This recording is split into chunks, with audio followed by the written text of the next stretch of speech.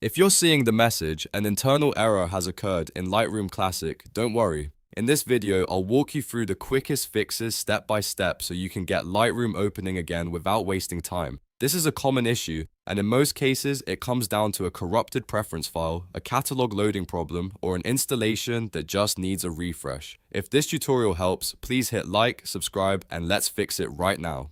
First, close Lightroom Classic completely. Then hold down Alt and Shift on Windows as you open Lightroom again. Keep those keys pressed until you see the reset options appear. When the prompt comes up, click Reset Preferences. This is the most effective fix because it clears out damaged settings that can trigger the internal error.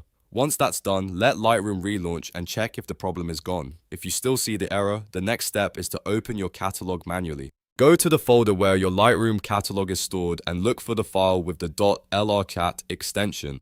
Double-click that file directly instead of opening Lightroom from the app icon. Sometimes the application itself has trouble loading, but the catalog file opens fine on its own. If the main catalog still won't open, try a backup catalog if you have one available. Lightroom often creates backups automatically, and one of those copies may be healthy even if the current catalog is not. If that still doesn't work, move the entire catalog folder to your internal drive, like your desktop or an SSD, and then open the .lrcat file from there.